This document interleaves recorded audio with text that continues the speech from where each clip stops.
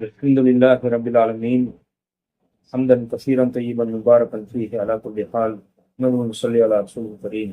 கண்ணியமிக்க அல்லாஹ்வின் நல்லடியார்களே, ஹஸரத் அபூ தர்தா ரலியல்லாஹு தஆலா அன்ஹு ஒரு முறை மக்களை பார்த்து எச்சரிக்கும் துணியில சொன்னாங்க, மக்களே, உங்களுக்கு என்ன ஆயிடுச்சு?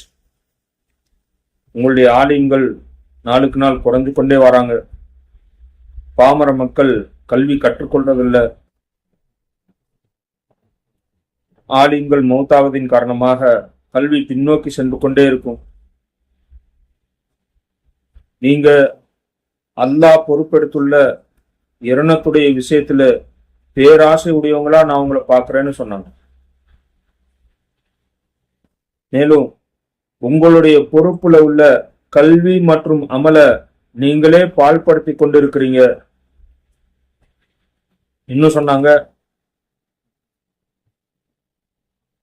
காலம் கடத்தி தொழக்கூடிய, ஜக்காத்தை அபராதமாக கருதக்கூடிய, குர்ஆன் ஓதுவதில் கவனக்குறைவு காட்டக்கூடிய கேவலமானவர்களை நான் பார்க்கிறேன்னு சொன்னாங்க.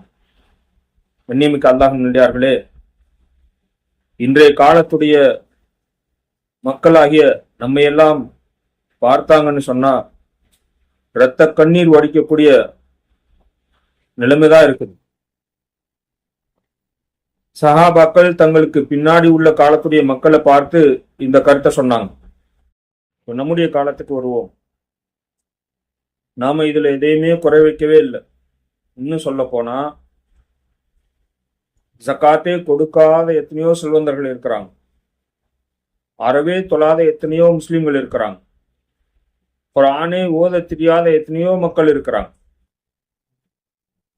கண்ணியமிக்க அல்லாஹ்வின் இதையெல்லாம் நாம் கேவலம் என்பதாக கூட கருதுறதில்லை. மாறாக, உலகத்துல ஒரு மனிதர் சம்பாதிக்க இயலாதவராக இருக்கிறாரு, வியாபாரத்துல சரியான வருமானம் இல்லாதவராக இருக்கிறாரு, இவர் வாழ தெரியாதவர், பிழைக்க தெரியாதவர், கேவலமானவராக உலகத்துல கருதப்படுறார்.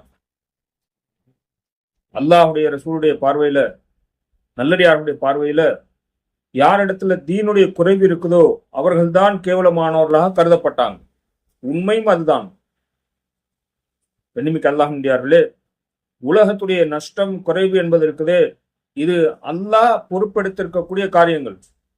நம்மீது அல்லாஹ் பொறுப்பாக்கி இருக்கக்கூடிய காரியங்கள் சாலிஹான நல்ல அமல் செய்யறது.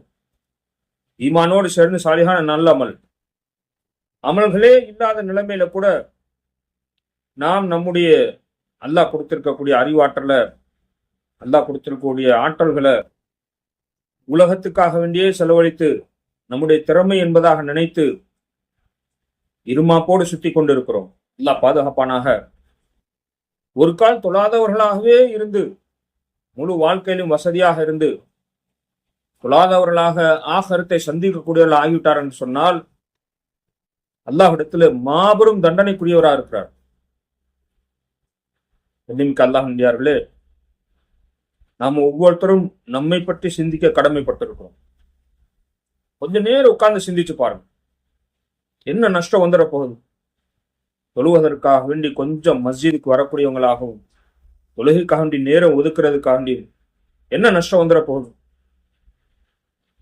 செல்வந்தர்களா இருந்தா ஜக்காத்தை கொடுக்கறதுல என்ன நஷ்டம் வந்துடுது? குர்ஆன் அல்லாஹ்வுடைய கலாம், அல்லாஹ்வுடைய பேச்சா இருக்குது. அதற்காக வேண்டி கொஞ்சம் நேரம் எடுத்து சிரமம் எடுத்து கற்றுக்கொள்றதுல, அதை அமல் செய்யறதுல என்ன நஷ்டம் வந்துட போகுது? இன்றைக்கு கொஞ்சம் வருமானத்துல கம்மியாகிருச்சு, நஷ்டமாக கருதுறோம்.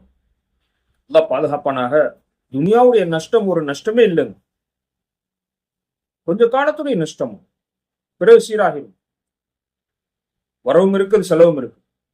நிரந்தரமான வாழ்க்கையுடைய ஆகரத்துடைய நஷ்டம், சிந்தனையே இல்லாம, கவனமே இல்லாம இருக்கிறோம். இவ்வளவு பெரிய நஷ்டம்.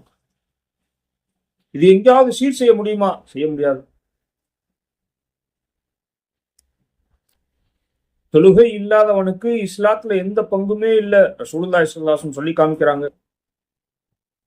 இவர் முஸ்லீம் என்று கருதப்படுவதற்கு அடிப்படையான அமலே தொழுகைதான். தொழுகையே இல்லை, அப்படியே இருந்தாலும் அசட்டை, அலட்சியம். கிடைக்கும் போது தொழுகிறாரு, கிடைக்கல என்றா நேரம் கிடைக்கல பாய், வாய்ப்பு இல்லை பாய். சாதாரணமா அசட்டை செய்யறான் தொழுகை. ஒன்னிமிக்க அல்லாஹ்வியார்களே, இந்த நிலை மாறணும். நம்முடைய முசீபத்துகளுக்கு காரணம் நாம் செய்யக்கூடிய இந்த மாதிரியான காரியங்கள் தான். எதிரிகள் தாக்க வேண்டியது அவசியம் இல்லை. அல்லாஹ்வுடைய ரஹ்மத் தடைப்படுவதற்கு நம்முடைய காரியங்களே போதுமானதா இருக்கு. இந்த பழக்கங்கள் எல்லாம் மாறி மஸ்ஜிதிலே சென்று தொழக்கூடிய பேணுதலான தொழுகையாளிகளாகும், குர்ஆனை அல்லாஹுடைய கலாம் என்றதாக விளங்கி அதை நல்ல முறையில பேணுதலாக ஓதக்கூடியவர்களாகவும் ரசூலுல்லாஹி ஸல்லல்லாஹு அலைஹி வஸல்லம் சொல்லி காமிக்கிறாங்க. எவருடைய உள்ளத்துல குர்ஆனுடைய எந்த பகுதியும் இல்லையோ பாலடைந்த வீட்டை போன்றவர். இப்படிப்பட்ட முசீபத்தில் விட்டும் பாதுகாப்படைஞ்சு நாம் நல்ல முஸ்லிம்களாக, அல்லாஹுக்கு அஞ்சி வாழக்கூடிய நல்ல முஸ்லிம்களாக, அல்லாஹுடைய கட்டளைகளை பேணி வாழக்கூடிய நல்ல முஸ்லிம்களாக வாழ்வதற்கு முயற்சி செய்வோமாக.